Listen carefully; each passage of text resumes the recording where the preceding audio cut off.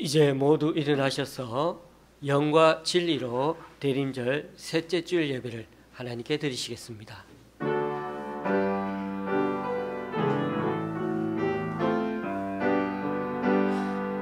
찬양하라 내 영혼아,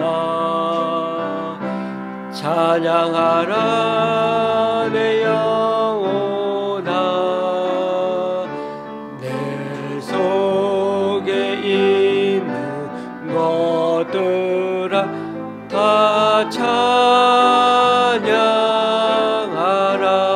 경배하라, 경배하라 내 영혼아,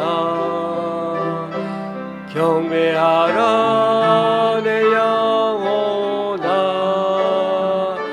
내 속에 있는 것들아 다 경배하라. 감사하라, 감사하라 내 영혼아, 감사하라 내 영혼아, 내 속에 있는 것들아 다 감사하라.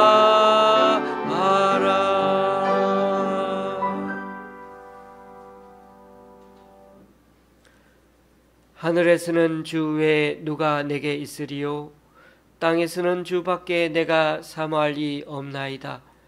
내 육체와 마음은 쇠약하나 하나님은 내 마음의 반석이시오 영원한 분깃이시라.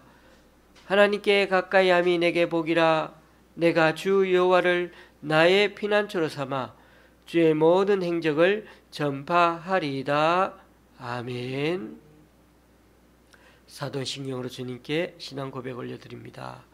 전능하사 천지를 만드신 하나님 아버지를 내가 믿사오며 그 외아들 우리 주 예수 그리스도를 믿사오니 이는 성령으로 잉태하사 동정녀 마리아에게 나시고 본디오 빌라도에게 고난을 받으사 십자가에 못 박혀 죽으시고 장사한 지 사흘 만에 죽은 자 가운데서 다시 살아나시며 하늘에 오르사 전능하신 하나님 우편 앉아 계시다가 저리로서 산자와 죽은 자를 심판하러 오시리라.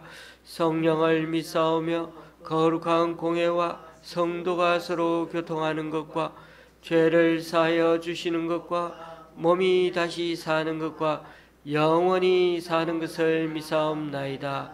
아멘. 자리에 앉으셔서 찬송 6장 찬양하시겠습니다.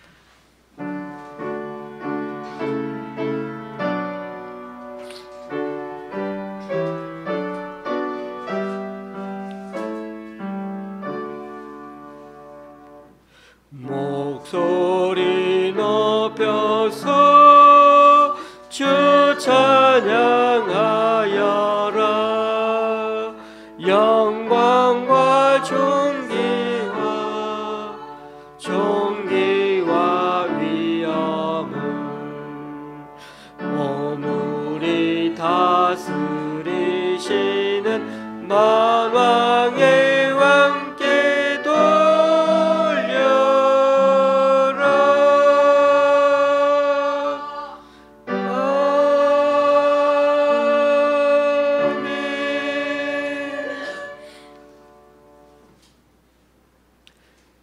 교동문 117번을 다 함께 교독하시겠습니다.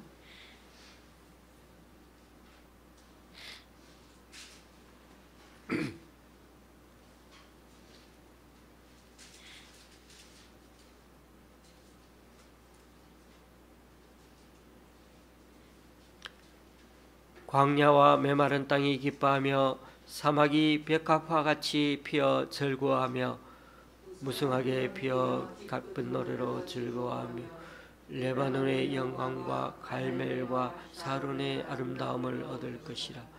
그것들이 여호와의 영광 곧 우리 하나님의 아름다움을 보리로다. 너희는 약한 손을 강하게 하며 떨리는 무릎을 굳게 하며 겁내는 자들에게 이르기를 굳세어라 두려워하지 말라. 보라 너희 하나님이 오사 보복하시며 갚아 주실 것이라. 하나님이 오사 너희를 구하시리라 하라. 그때 맹인의 눈이 밝을 것이며 못 듣는 사람의 귀가 열릴 것이며 그때 저는 자는 사슴같이 될 것이며 말 못하는 자의 혀는 노래하리니 이는 광야에서 물이 솟겠고 사막에서 시내가 흐를 것임이라. 못이 될 것이며 메마른 땅이 변하여 원천이 될 것이며 승냥이의 눕던 곳에 풀과 갈대와 부들이 날 것이며 거기에 대로가 있어 그 길을 거룩한 길이라 일컫는 바 되리니 깨끗하지 못한 자는 지나가지 못하겠고 오직 구속함을 입은 자들을 위하여 있게 될 것이라. 아멘. 찬송가 108장입니다.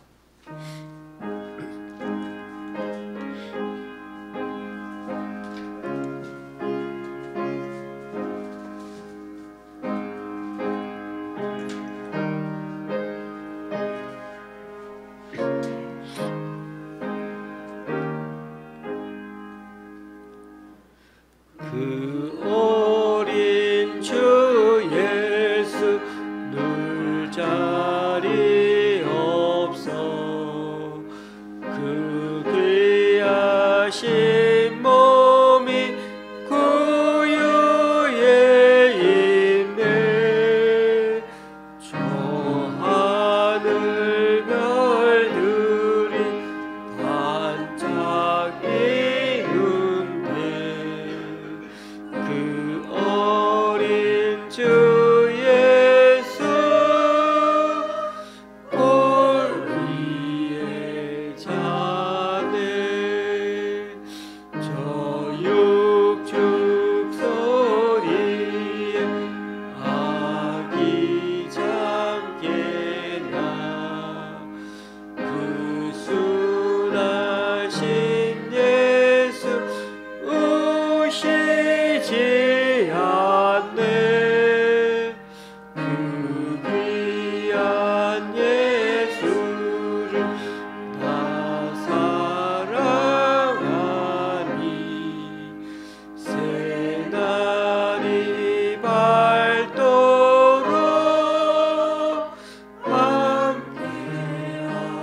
함께하소서. 주 예수 내 곁에 가까이 계셔. 그 하늘의 사랑 베푸시고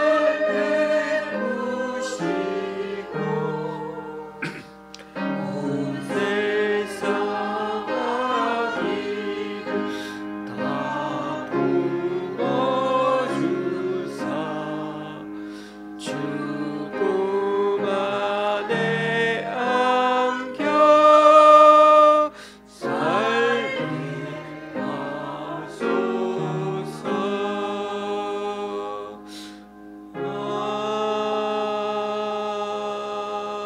아멘.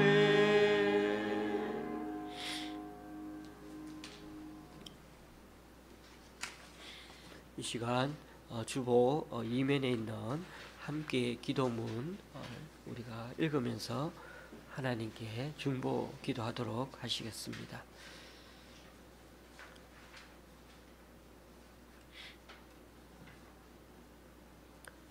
먼저 우리 자신을 살피고서 기도하고자 합니다. 우리가 죄악을 품고 기도하면 그 기도는 듣지 않으시기에 이 시간 우리 자신의 죄인됨과 부족함, 연약함을 주님께 고백하고 맡깁니다. 주님의 보혈로 우리를 정결케 하여 주시고 성령님의 인도하심과 능력을 덧입어 기도하는 이 시간 되게 하여 주소서. 잠시 기도하십니다.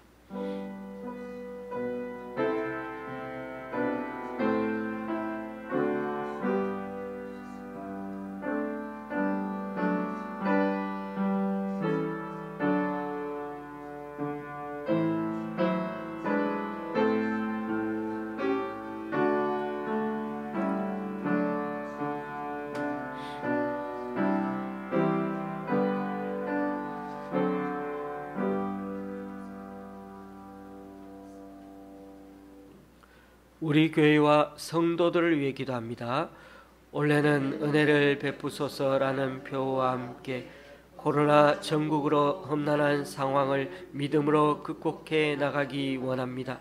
연초에 각자 받은 말씀을 마음에 새겨 올 한해도 어떻게 주님께서 역사해 가시는지 올 연말까지 길잡이가 되게 하시고 직장과 사업, 학교와 가정에서도 이 모든 일을 잘 감당하도록 튼튼한 건강 주시고 물질로 채워 주옵소서. 또한 우리 각자 한 주간 삶의 자리에서 영혼 구원을 위한 사명감으로 살아갈 수 있게 주님 인도해 주소서. 한국교회와 청년을 위해 기도합니다. 코로나 팬데믹으로 교인 감소와 교회 폐쇄 사례가 급증하고 있는데 장로교회 한 교단에서는 지난해에만 424곳의 교회가 폐쇄하였다고 합니다. 또한 학원 복음화 협의회 산하 캠퍼스 청년연구소에서도 조사한 바로는 청년들의 수는 팬데믹 이전과 비교해 큰 변화는 없었으나 교회에 출석하지 않는 가난한 교인이 크게 늘었다고 합니다. 교회 불출석의 이유로는 교회 생활에 대한 회의감, 교회의 정치적 분위기와 설교 등이 있었습니다. 그리고 가정에서 행복과 만족을 누리지 못한 청년들이 결혼을 기피하거나 결혼을 하더라도 배우자에게 상처를 남긴 채 이혼하는 경우가 늘어나고 있습니다. 교회가 더는 정치적인 집단이 되지 않고 청년들의 실질적인 문제에 함께 공감하는 공동체로 거듭나게 하셔서 코로나가 오히려 교회의 원래 참다운 모습을 발견하는 계기가 되게 하여 주소서. 무엇보다 믿음의 청년들과 함께 소망 없는 이 세상에 복음을 힘있게 전하는 한국교회가 되게 하여 주소서. 북한의 해킹 범죄와 미사일 도발을 위해 기도합니다. 북한은 해킹을 통해 그에게 암호화폐를 빼돌려 핵과 미사일 개발 자금에 사용해 왔습니다.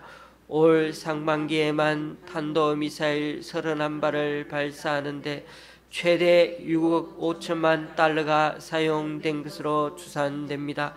하지만 북한은 원래 고난의 행군 이래 최악의 식량난에 허덕이고 있습니다. 배고픔과 굶주림에 고통받는 주민들의 시급한 식량 문제 해결에 북한 정권이 힘을 모으게 해 주시고 국제 사이버 범죄 또한 중단하게 하여 주소서. 아프리카 수단을 위해 기도합니다.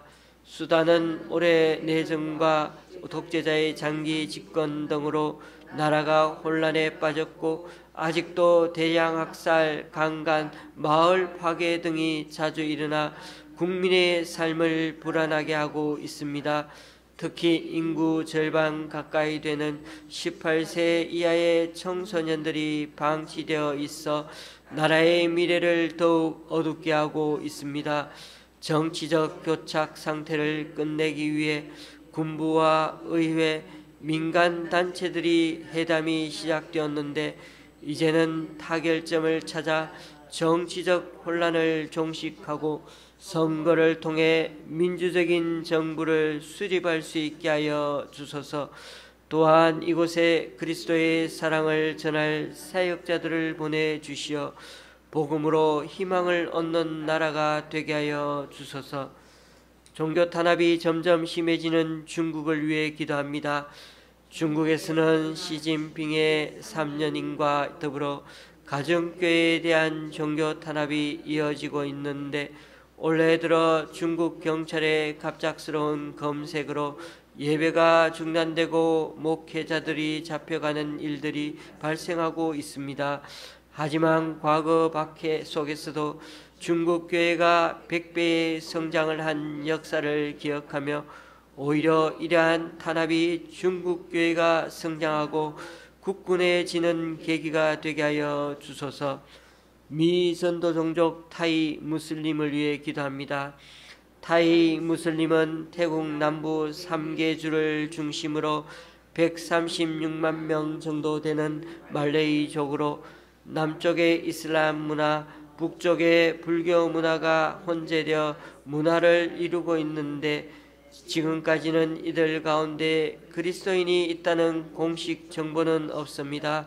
앞으로 하나님의 종들을 이곳에도 보내셔서 이들도 십자가에 죽으신 예수 그리스도의 사랑을 알아 하나님의 자녀로 변화하는 기적이 일어나게 하여 주소서.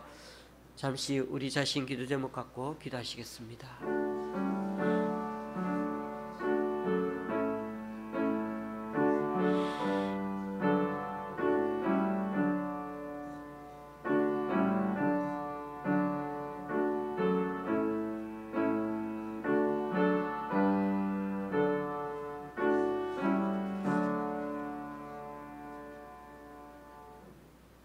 예수님 이름으로 기도드립니다.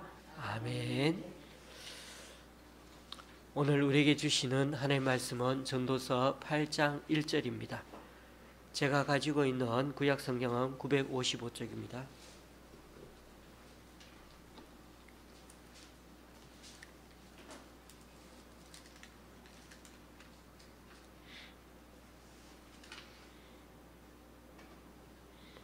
전도서 8장 1절 한 목소리로 같이 읽겠습니다. 누가 지혜자와 같으며 누가 사물의 이치를 아는 자이냐? 사람의 지혜는 그의 얼굴에 광채가 나게 하나니 그의 얼굴에 사나운 것이 변하느니라. 아멘.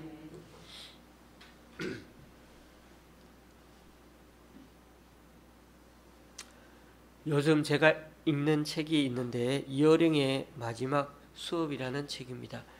아시는 분은 아시겠습니다마는 이어령 선생은 우리나라 석학 중에 한 분입니다. 말년에 암에 걸려 수술도 했지만 여러 군데 다시 전이가 되었습니다. 그러자 또다시 수술은 하지 않고 자신에게 찾아오는 죽음을 받아들이면서 마지막까지 글을 쓰다가 돌아가신 분입니다. 제가 읽고 있는 책은 고인이 죽기 전에 친분이 있는 기자 출신의 한 분과 매주 화요일마다 인터뷰한 내용입니다. 올해 2월에 이어령 선생이 돌아가셨는데 마지막 그 죽음의 자리만은 그도 피할 수가 없었습니다. 이어령 교수는 죽음을 앞두고 인터뷰를 하면서 죽음에 대한 공포가 없는 건 아니라고 했습니다. 지금까지 자신이 논하고 연구한 것은, 그 죽음에 대해서 연구한 것은 어떻게 보면 이 머리, 전두엽에서 생각한 타인의 죽음에 대해서만 많이 생각하고 얘기를 했었는데 지금은 그게 아니라 자신의 몸, 척추신경으로 직접 느끼는 죽음이라 그 차원이 다르다고 했습니다. 비유하기를 이전에 자신이 죽음을 대한 것은 마치 동물원 철장 속에 있는 호랑이처럼 그렇게 죽음을 대하였는데 지금은 그 철창을 나온 호랑이가 자신에게 그렇게 덤벼들고 있는 것처럼 그 죽음이 자신의 살갗을 뚫고 지금 다가오는 것을 느끼고 있다고 했습니다. 88세의 인생을 살다가 그는 마지막 죽음을 거부하지 않고 죽음의 고통을 순순히 받아들였습니다. 죽음에 대한 공포를 느끼면서도 굳이 매일 고통과 싸우면서도 죽음 앞에서 의연하게 대처하는 그를 보면서 이어령 선생 같은 지혜자가 우리에게 무슨 할 말이 있는 것은 아닌가, 그렇게 그 죽음을 통해서 우리에게 남긴 교훈이 있지 않는가 해서 책을 읽게 되었습니다. 그런 점에서 이어령 선생은 이 세상에서의 삶의 의미를 자신의 죽음으로 우리에게 얘기해 주고 싶었던 것입니다. 그는 여기에서 죽음이 끝이 아니다라는 것을 믿었던 것입니다. 여기서 죽음이 끝이 아니라는 거예요. 지금 우리는 둥근 지구 위에 살아가고 있습니다. 그리고 우리는 어떻게든 지혜자를 만나서 어떻게 하면은 인생을 참되게 살 수 있는지를 알고 싶어 합니다. 엊그제도 마침 결혼 기념일이라 아내와 식사하러 홍대 쪽으로 갔더니 홍대 거리에 얼마나 많은 타로 점집이 많은지, 물론 재미로 보는 사람들도 많지만은, 그러나 진짜 용한 점쟁이를 찾아다니는 사람들도 우리 주변에 참 많이 봅니다. 그가 사물의 이치를 아는 자라고 생각하고 그가 지혜자라고 생각해서 아마 그런 사람들을 찾아가는 거 아닌가 싶습니다. 점쟁이가 자신의 불안과 앞으로의 고통을 해결해 줄 것이라고 생각하기 때문이겠죠. 제 주변에도 보면 특별한 능력을 가진 사람을 찾아가서 자신의 인생의 문제를 상담하고 묻기도 합니다. 종교인들 중에는 기도를 열심히 하면 그 불안한 마음이 해소되고 고통의 문제가 다 해결된다고 생각하는 분들이 있습니다. 그런데 기도를 했음에도 여전히 불안하고 문제가 해결되지 않으면 뭐라고 말합니까? 정성이 부족해서 그렇다. 기도가 부족해서 그런 거라고 생각합니다. 그러나 여러분, 정성이 부족하거나 기도가 부족해서 그런 것이 아닙니다. 인간의 불안과 고통은 죄악으로 물든 이 세상에서는 누구나 예외 없이 맞이할 수밖에 없는 것이기에 그러한 것입니다.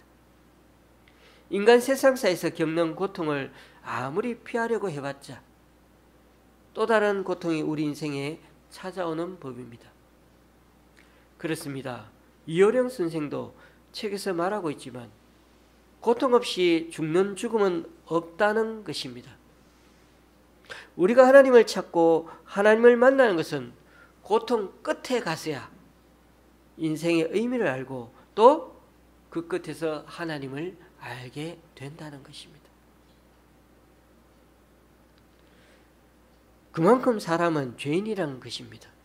그러니 고통을 받아들이고 거기서부터 삶의 의미를 조금씩 깨달아가는 자세가 필요한 것입니다. 이처럼 사람들은 이 지구 위에서 살아가는 동안에는 사물의 이치를 아는 지혜자를 계속해서 찾아 나서고 또 스스로 지혜자가 되려고 애씁니다.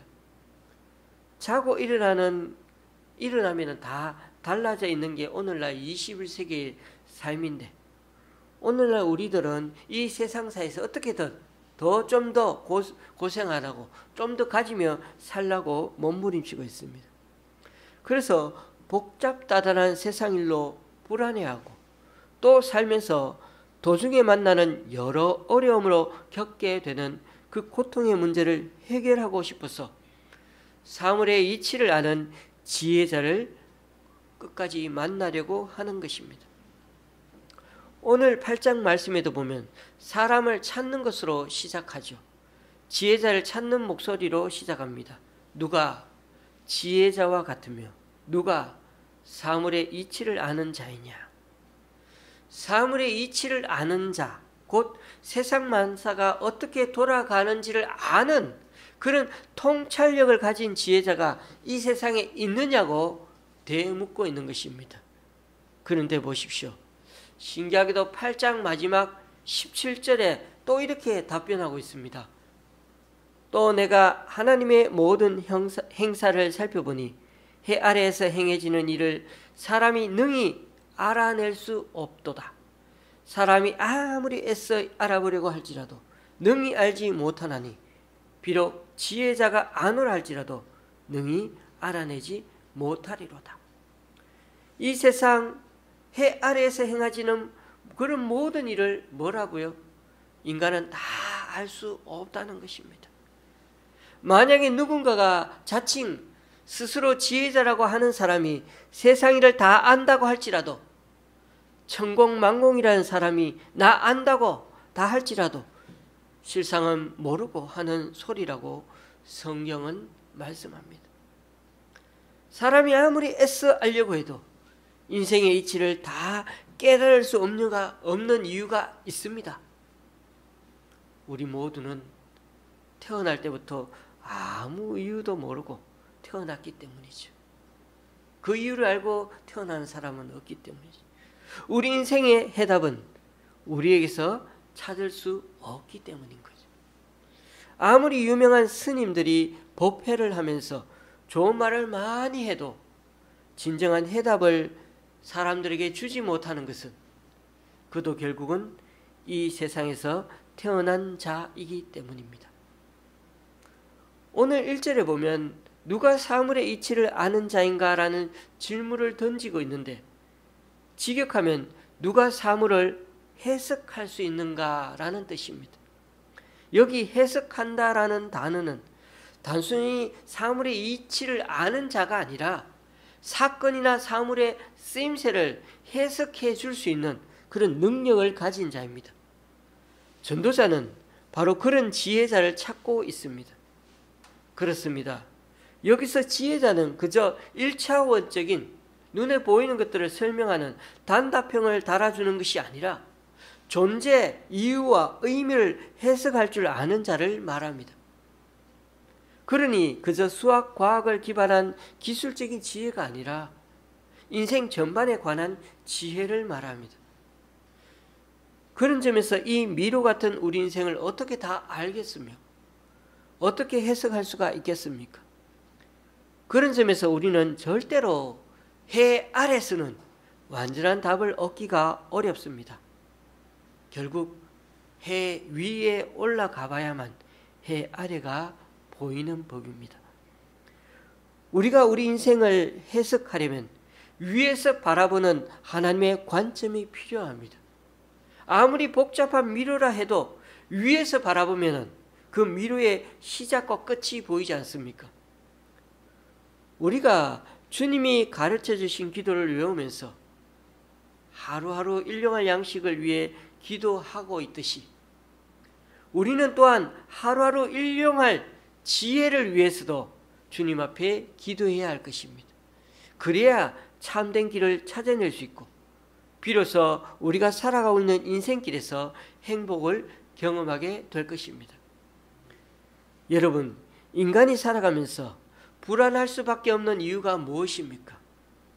한치 앞을 알지 못하는 불확실한 미래 때문이죠. 건강하던 사람이 갑자기 세상을 떠나는 게 우리네 인생입니다. 사업에 실패해서 부도를 맞고 하루아침에 거지가 되기도 합니다. 직장을 은퇴한 후에는 어떻게 하며 살아야 하지 생각하면서 그렇게 막막해 하는 게 우리들의 모습입니다. 이처럼 크고 작은 일들이 우리의 마음과 생각을 좌지우지합니다.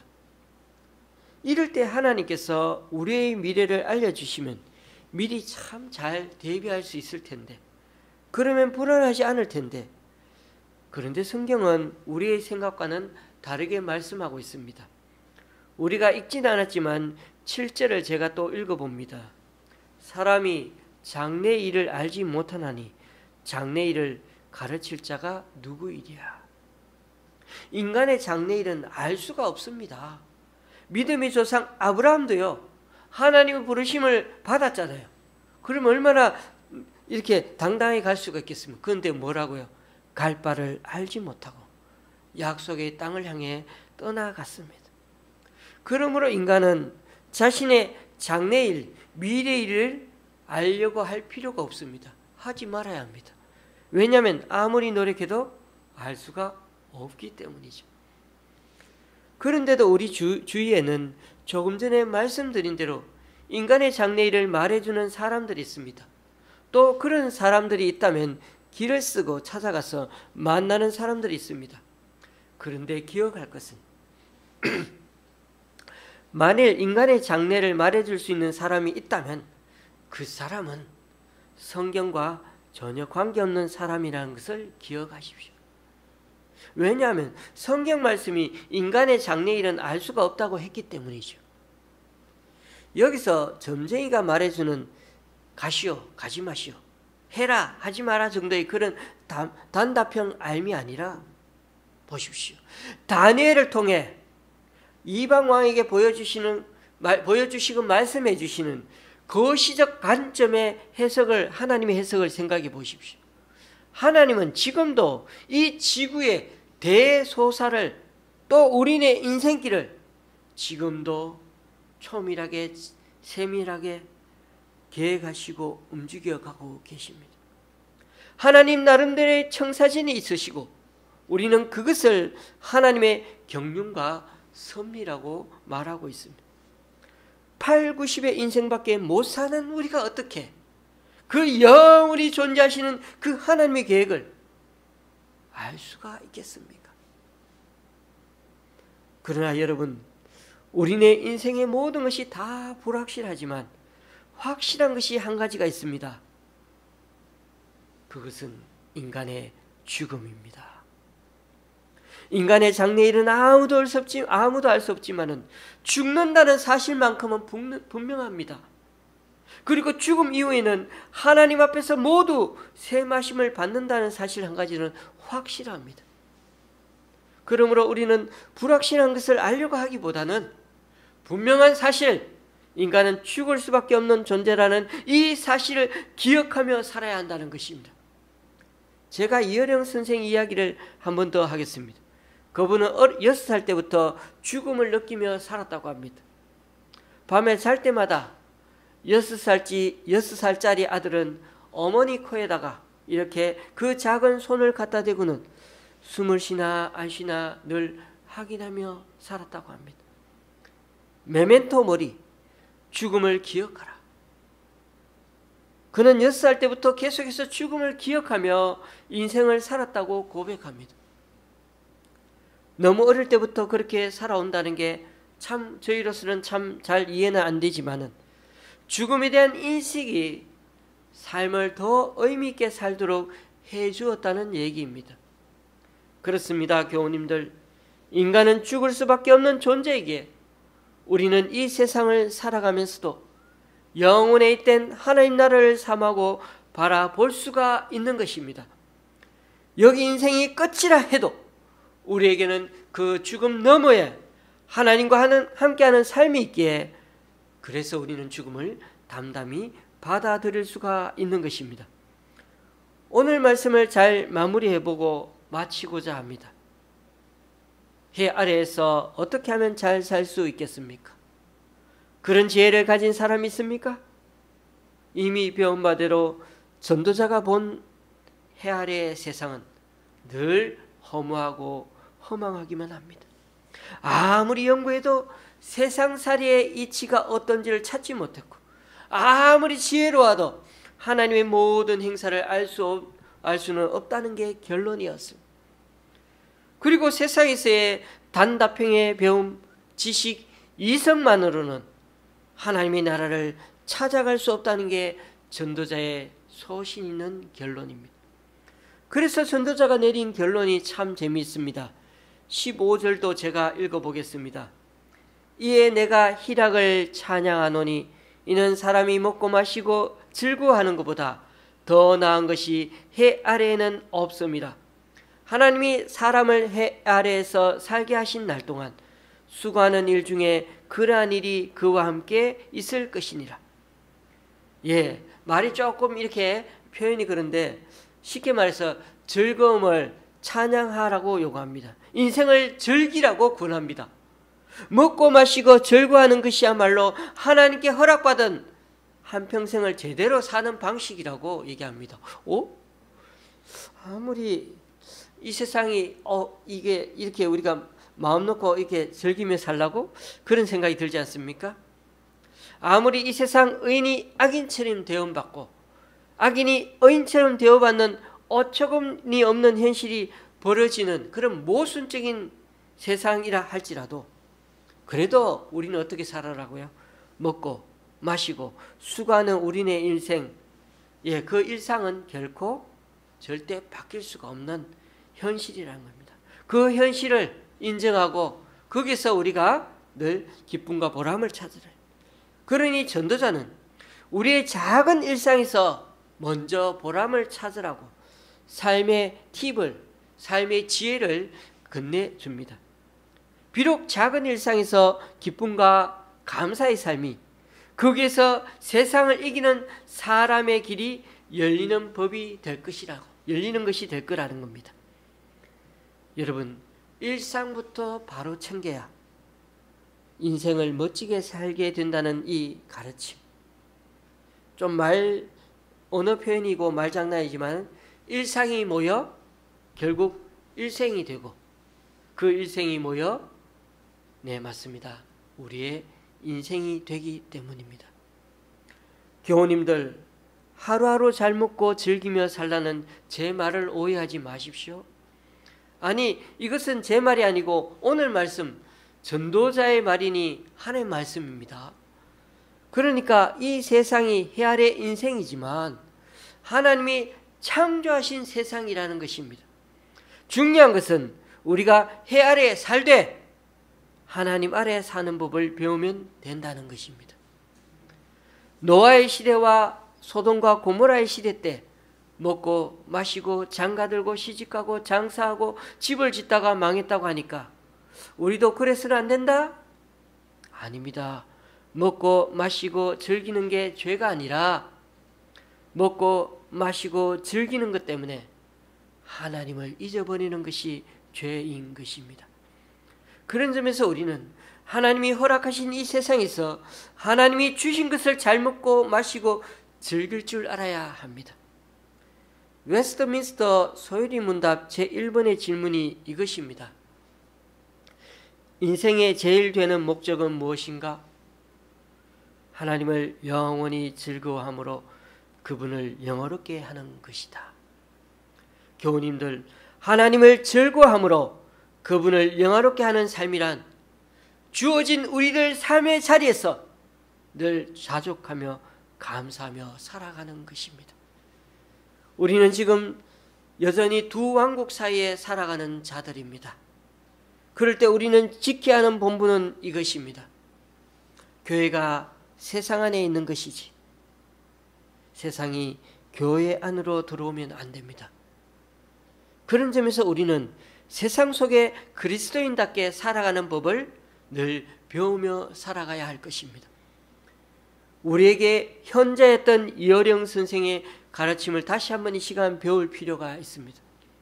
눈앞에 벌어지는 인생의 그 단답형 같은 물음에 답해주는 세상 지식에만 너무 갇혀있지 말고 눈을 크게 떠서 인생 전반을 바라보며 살아야 할 것입니다.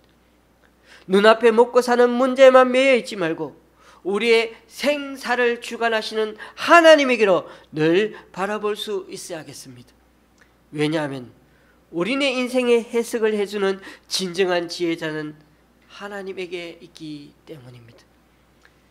대림절 셋째 주일을 맞는 오늘 잠언서에서 삶의 지혜, 인생의 지혜를 외치며 다니던 분이 바로 성자 예수님이셨기에 이 하나님의 뜻이 하늘에서 이루어진 것 같이 땅에서도 이루어지기 위해서 이 땅에 아기 예수님이 우리에게 임하셨음을 우리는 믿습니다.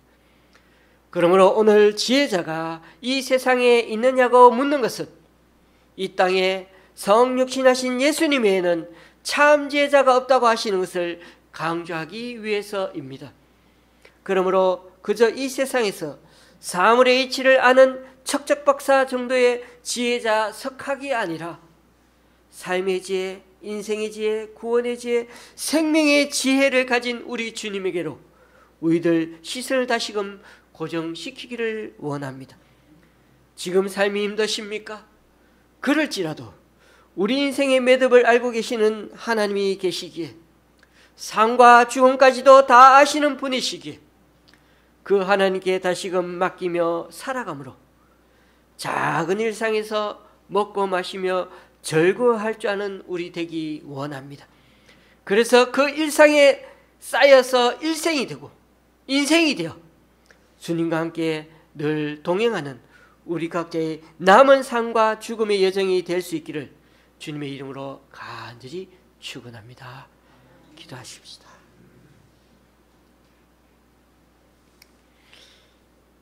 주님, 우리는 매주 말씀을 듣고 세상에 나가지만 그러나 우리가 맞이하는 현실은 우리가 기대한 것과는 참 다릅니다.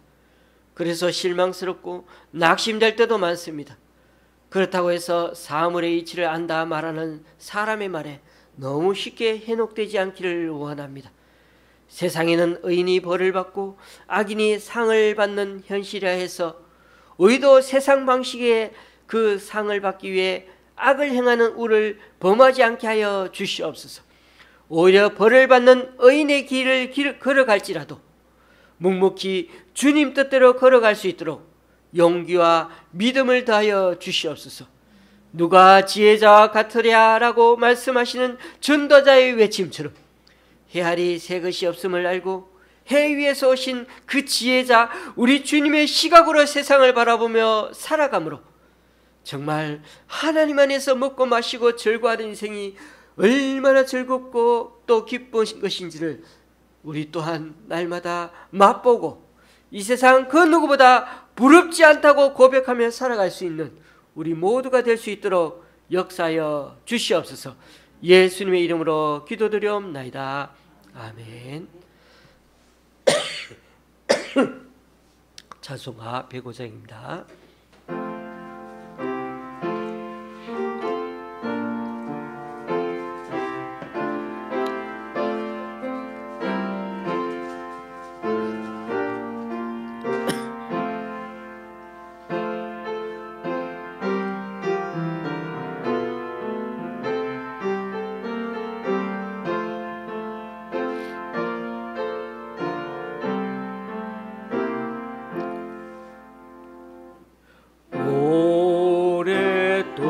오랫동안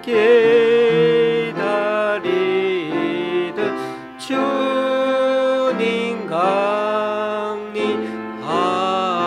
강림하셔서 죄에 매인 백성들을 자유 얻게 하시네. 주는 우리 소망이요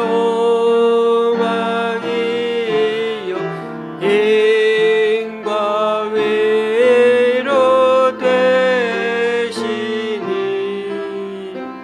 오래 기다리던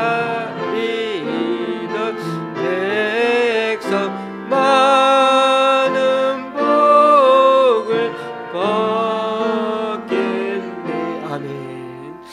모든 백성 구하려고 진금으로 오시니 영원토록 우리들을 친히 다스리시니 죄로 상한 우리 마음 은혜로서 고치고 주의 빛나 보좌 앞에 이르도록 하소서.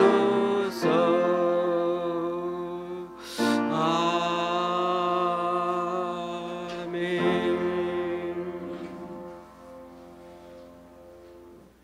다 같이 일어나셔서 하나님께 예물을 봉헌하시겠습니다.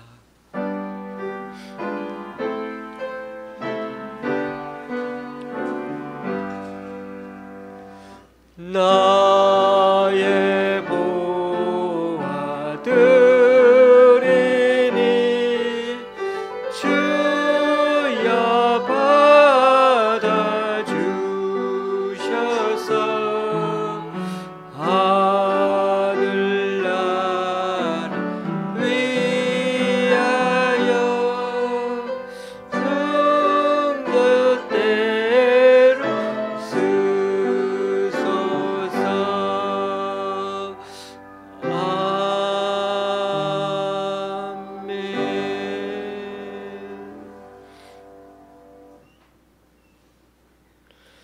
주님, 오늘 이 시간 주님 앞에 나와 각자 여러 모양으로 드린 헌금들 기뻐 받아주시고 쓰이는 곳마다 귀한 결실 맺을 수 있도록 크신 은총으로 덧입혀 주시옵소서. 우리 교회 성도님 새 가정의 11조와 두 분의 감사 헌금, 또 여러분들이 주일 헌금을 주님께 드렸습니다. 또한 강원도 권사님과 김천혜 권사님이, 강동구 교회에서 목동의 권사님이 귀한 헌금을 주님께 올려드립니다. 이분들의 헌신과 승김 귀하게 받아주셔서 이분들을 통하여 하나님 나라가 더욱 확장되게 도와주시옵소서. 또한 오늘 다시 한번 주님의 말씀을 통하여서 하나님의 때와 하나의 방식을 기억하며 해 아래서의 삶이 주님과 더불어 동행하는 삶이 되어서 우리의 삶이 세상 안에 잠식되지 아니하고 오히려 세상 나라를 변화시키는 하늘나라의 누룩으로 살아가는 우리들이 되게 하여 주시옵소서. 또한 이 세상에서 먹고 살되 주님 안에서 먹고 마시고 절구하는 일상이 우리의 삶의 참된 기쁨이고 주님의 감사하게 되어서 이 땅에서 살아가는 동안 늘 주님과 동행함으로 더 큰 하나님의 놀라운 은혜를 경험해 살아가는 우리 모두가 되게 하여 주시옵소서. 예수님의 이름으로 본기도 드립니다. 아멘. 앞뒤 좌우로 인사 나누시겠습니다.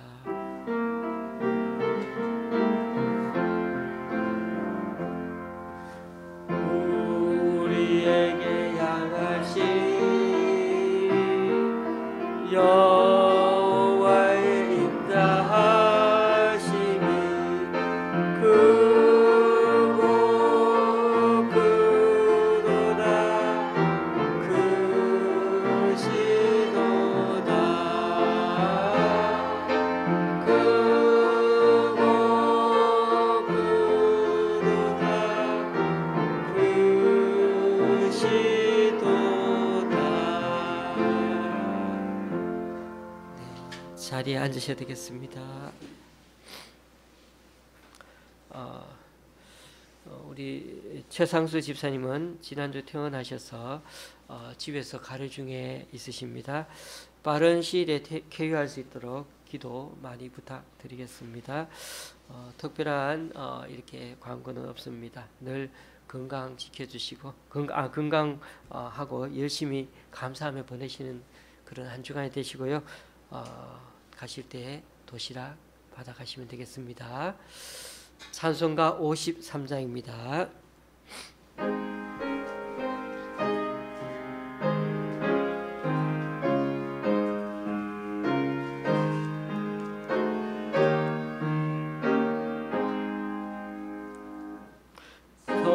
성전을 떠나가기 전 머리를 숙일 때 주께서 함께 계시고 복 내려 주소서. 집으로 돌아가는 길 주동행하시고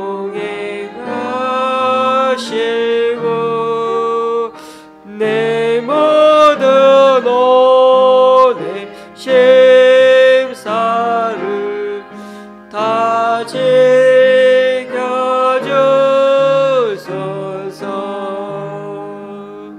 거룩한 날이 다가고 저녁이 되도록 주 우리 몸에 되사 늘 지시옵소서.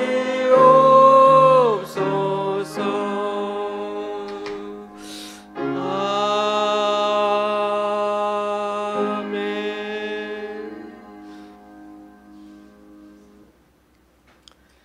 우리 주 예수 그리스도의 은혜와 하나님 아버지의 크신 사랑과 성령님의 교통 계속해 하심이 해 아래 살아가는 우리네 인생, 머리로만 생각하는 해답, 지금 눈앞의 사물의 문제 해결만 집착하지 말고 메멘토 머리, 우리 인생에 누구든 죽음이 있음을 기억하고 지금 이 하루하루 일상에 최선을 다하고 절구하며 감사함으로 이제는 그 일상이 일생이 되고 또 주님 앞에 가서도 축복받는 인생이 되도록 늘 주님의 지혜로 살아가기로 결단하는 여기 우리 좋은시학교의 성도님들과 그 가정 위에 또 각자 여러 사정으로 교회에 나오지 못하는 성도님 위에 이제부터 영원히 함께 하시기를 간절히 축원하옵나이다.